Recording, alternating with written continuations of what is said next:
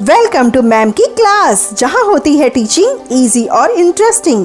अभी तक हमारे चैनल को सब्सक्राइब नहीं किया तो सब्सक्राइब कर लें और बेल आइकन प्रेस कर लें ताकि हमारी सारी इजी पढ़ाई आपके पास सबसे पहले पहुंचे। अरे चलो, मैम क्लास में आ गई।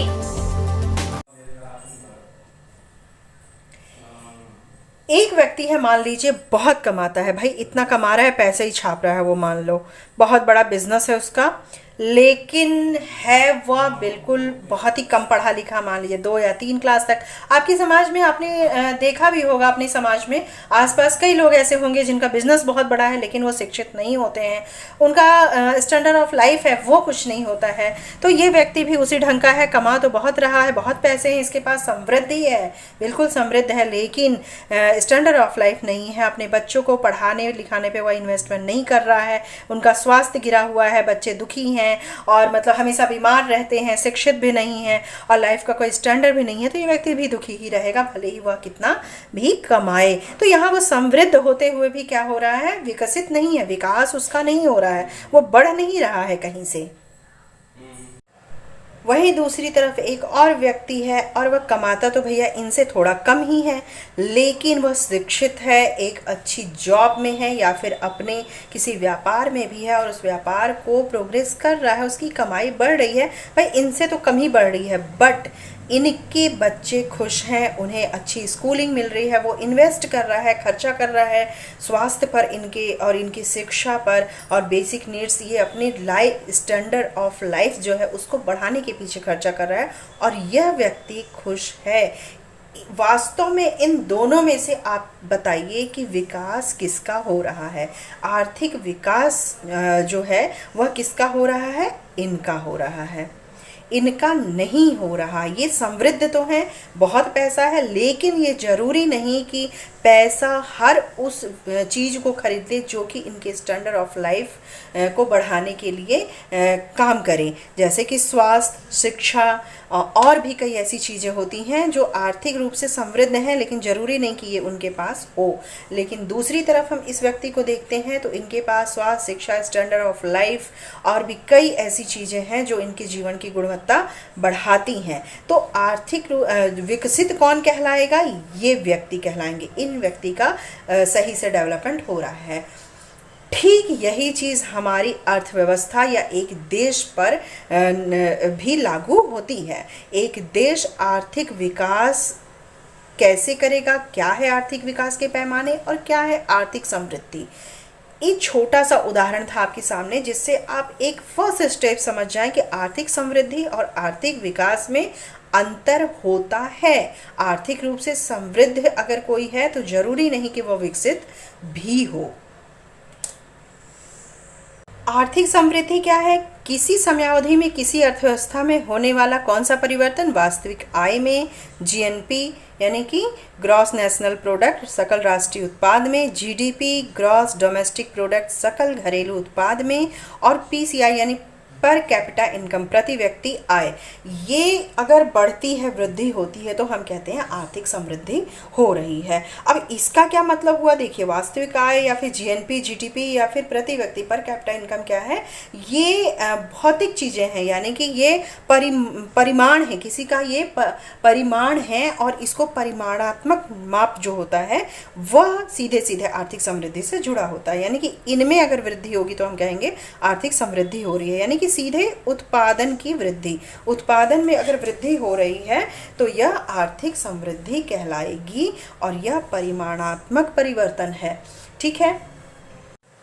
वहीं दूसरी ओर आर्थिक विकास में परिमाणात्मक तो होता ही है, प्लस गुणात्मक परिवर्तन। मतलब एक देश के जो उत्पादन है उसमें तो वृद्धि होगी ही, परिमाणात्मक, प्लस उसके साथ साथ गुणात्मक परिवर्तन भी होगा, मतलब जीवन की गुणवत्ता में भी सुधार होगा। अब जीवन की गुणवत्ता में सुधार कैसे आ सकता है, इसमें कौन से चर शामिल होते हैं आर्थिक विकास में?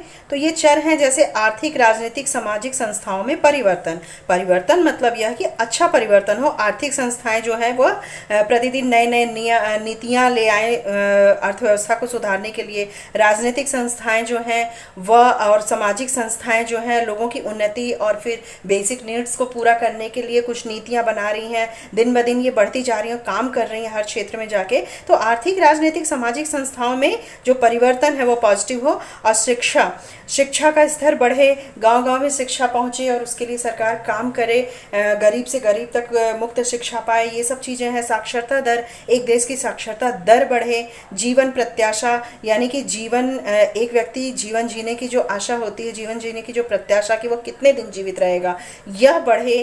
और पोषण का स्तर, बच्चे जो है कुपोषित ना हो, पोषण का स्तर बढ़े, लोगों तक संतुलित आहार पहुँचे, पोषक आहार पहुँचे। स्वास्थ्य सेवाएं, घर घर में स्वास्थ्य सेवाओं की पहुँच हो और बहुत ही निचले स्तर तक स्वास्थ्य की सेवाएं पहुँचें। छोटे छोटे सामुदायिक स्वास्थ्य केंद्र, इस जैसे आप देखे होंगे सामुदायिक स्वास्थ्य केंद्र बने होते हैं गांव-गांव में। इस तरह की स्वास्थ्य सेवाएं घर घर पहुँचे। प्रति व्यक्ति उपभोग, और जो व्यक्ति का उपभोग है, प्रति व्यक्ति उपभोग, उसका स्तर बढ़े।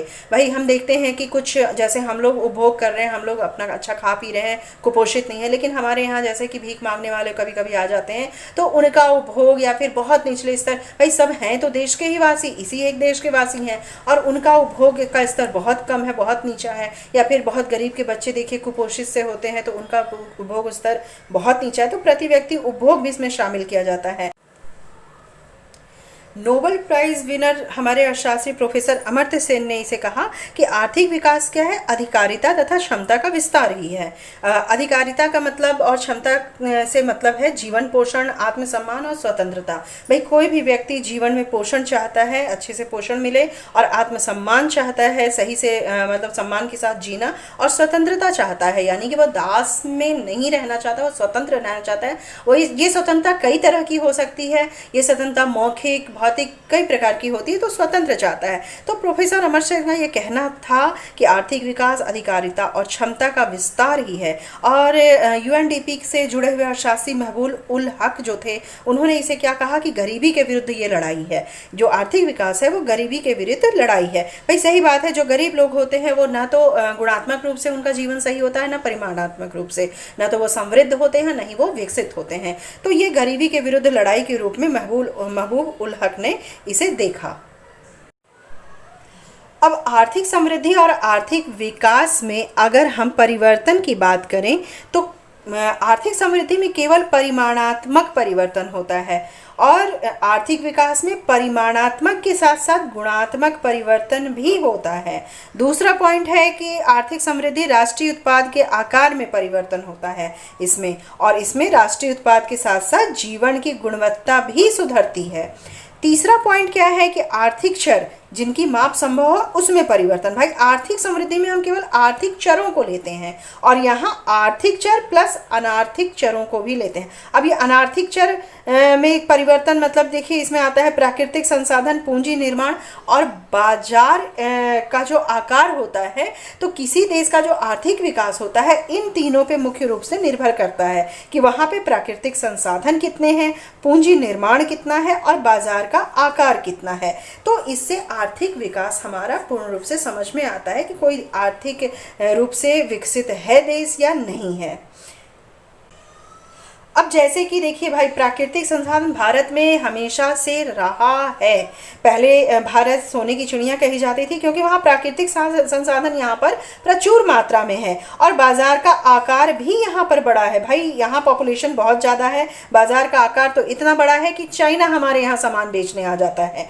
पूंजी निर्माण, ये मुख्य रूप से आज की बस एक छोटा सा पॉइंट में ऐड करूंगी आपको बताने के लिए कि पूंजी निर्माण में हम कहीं ना कहीं पीछे रह जाते हैं, इसलिए हमारा देश अभी तक विकासशील ही है, पूर्ण रूप से विकसित डेवलप्ड नहीं हुआ है, डेवलपिंग कंट्री ही कहलाता है। तो मतलब यहाँ पे ये थोड़ा सा अलग सा नोट्स था आपको बताने के लिए। बाकी आर्थिक विकास में कोई देश, किसी देश का जो आर्थिक विकास है इन तीनों पर ही निर्भर करता है। आर्थिक विकास की माप के लिए जो संकल्पनाएं ली जाती हैं, उसमें पहला है बेसिक नीड्स अप्रोचेज, यानी आधारभूत आवश्यकता प्रत्यागम। ये वर्ल्ड बैंक ने 1970 में इसका सबसे पहले जो है यूज़ किया था। वास्तविक गरीबी विकासशील देशों की माप। इसमें मतलब क्या होता है कि जो आधारभूत बेसिक नीड्स जो है वह मिल रही है कि नहीं किसी देश को, तो इस पूरी सूचकांक को यूज़ करते हुए वर्ल्ड बैंक ने सबसे पहले इसका उपयोग किया था। दूसरा है जीवन की भौतिक गुणवत्ता निर्देशांक प्रत्यागम, physical quality of life index. Morris ने इसको सबसे पहले यूज़ किया था। इसमें 3 सूचकांकों को लिया जाता है, जीवन प्रत्याशा, शिशु मृत्यु दर, वयस्क साक्षरता दर। मतलब जीवन प्रत्याशा कि कितना जीवित रहेगा इंसान, ये उसकी प्रत्याशा, और शिशु मृत्यु दर जो है बच्चे कितना मर रहे हैं। भाई किसी देश में अगर बहुत ज़्यादा मर रहे हैं, नहीं कहीं बहुत कम है, और तो इस तरीके से एक इंडेक्स पे रखा जाता है देशों को। और वयस्क साक्षरता दर, किसी देश में वयस्कों की साक्षरता दर कितनी है, वह कितने साक्षर हैं और निरक्षर हैं। भाई इसका जो इंडेक्स होता है वह 100 अप पॉइंट होता है, और 1 कम से कम 1 और ज़्यादा से ज़्यादा 100। तो अगर कोई देश यहाँ है मान लीजिए और वो इधर की ओर वृद्धि कर रहा है, तो यह स्थिति बेटर कहलाएगी। और अगर इसके नीचे की तरफ 1 की तरफ अगर वह जा रहा है, 1 की तरफ वह उसकी प्रगति जो गति है वह रुक रही है, और 1 की तरफ वह खिसक रहा है इसके इंडेक्स में, तो ये स्थिति बहुत ही वर्स्ट कहलाएगी, बेकार स्थिति में वह जा रहा है। तो जीवन की भौतिक गुणवत्ता निर्देशांक प्रत्यागम जो है इस तरीके से एक इंडेक्स बनता है, और ये 3 सूचकांकों पे किसी देश को 1 से 100 अंकों के बीच में रखा जाता है। आर्थिक विकास की माप क्रय शक्ति समता विधि, परचेजिंग पावर पैरिटी यानी पीपीपी के द्वारा भी की जाती है। आईएमएफ ने 1993 में सबसे पहले इसका यूज़ किया, और आजकल वर्ल्ड बैंक जो है विभिन्न देशों के रहन सहन की तुलना के लिए इसका उपयोग कर रहा है। ठीक है, तो ये परचेजिंग पावर पैरिटी क्या है, पहले इसको थोड़ा समझ लीजिए। जैसे कोई अगर भारतीय है, आप हैं और आपके पॉकेट में कितना पैसा है, आप जा कर के बाज़ार में उस पैसे से कितना सामान ले सकते हैं, और उतना ही मान लीजिए 50 रुपये में आप यहाँ पर ले सकते हैं 2 किलो आम ले सकते हैं, और यही अमेरिका में आप जाएँ 50 रुपये, तो वो फिर वहाँ पर आपको कितना आम मिलेगा। ठीक है, तो आपके पॉकेट में जो पैसा है वह अलग अलग देशों में आपकी पावर कितनी है, वहाँ खरीदने की आपकी पावर कितनी है। तो क्रय शक्ति यानी खरीदने की शक्ति समता विधि। ठीक है, तो परचेजिंग पावर पैरिटी यही होती है कि आपकी जेब में जो पैसा है उससे कितना सामान खरीदा जा सकता है। तो विश्व विकास रिपोर्ट 2014 के अनुसार 2012 में पीपीपी की दृष्टि से भारतीय अर्थव्यवस्था क्या है, विश्व की तीसरी बड़ी अर्थव्यवस्था है। भाई यहाँ पे स्थिति हमारी संतोषजनक है कि हमारी अर्थव्यवस्था पीपीपी के अकॉर्डिंग तीसरी सबसे बड़ी अर्थव्यवस्था है। तो आर्थिक विकास को नापने का ये भी एक मापक है। और चौथा हम देखते हैं निवल आर्थिक कल्याण, नेट इकोनॉमिक वेलफेयर, इसको न्यू के रूप में जानते हैं, NEW इसका शॉर्ट फॉर्म है।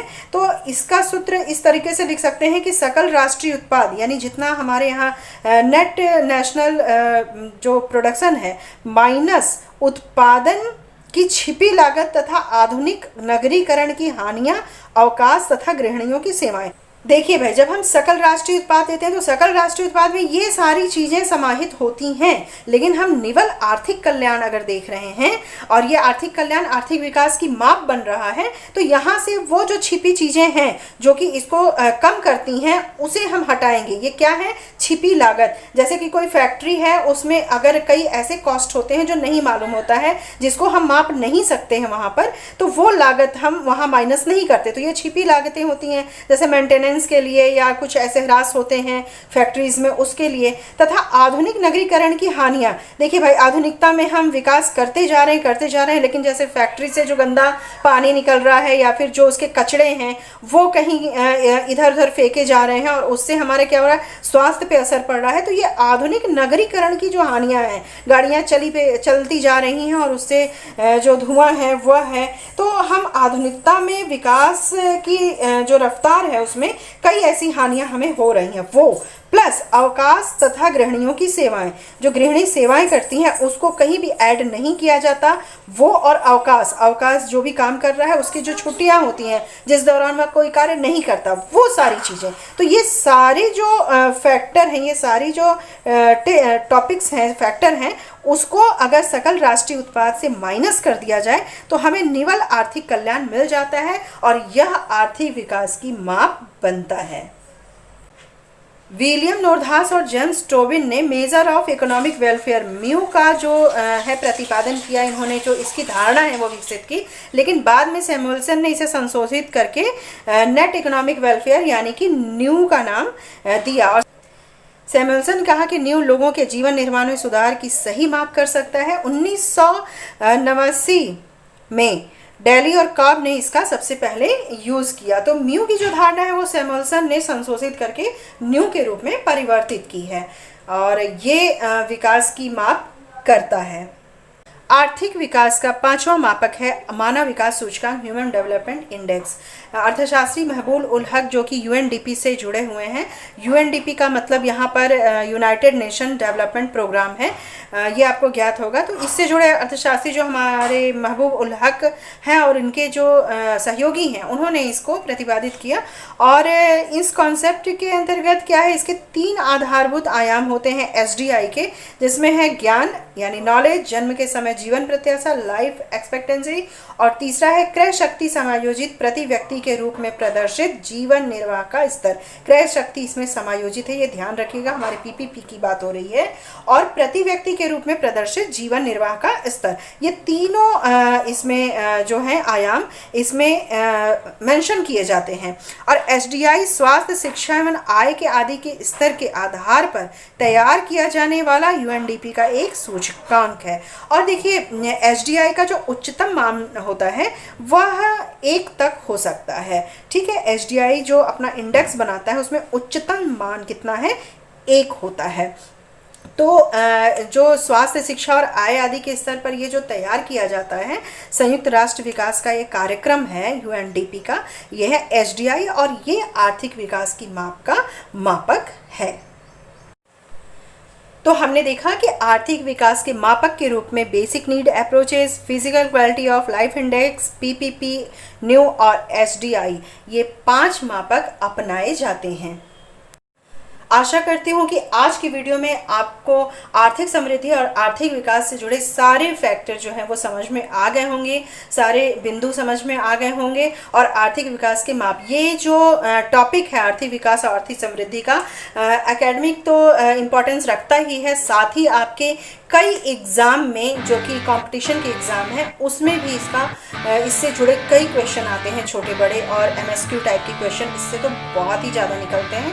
तो चलिए ठीक है, आपको आशा करती हूँ कि वीडियो अच्छी लगी हो तो आप लाइक कीजिएगा, और अगर आप चैनल पे नए हैं तो प्लीज़ सब्सक्राइब कीजिएगा। नीचे देखिए लाल बटन हो, उसे दबा दीजिएगा और बेल आइकन भी दबा दीजिएगा, आगे इसी तरह की पढ़ाई आपको मिलती रहे, और इसके लिए ये बहुत ज़रूरी है। ठीक है, मिलते हैं अगली वीडियो में। Good bye.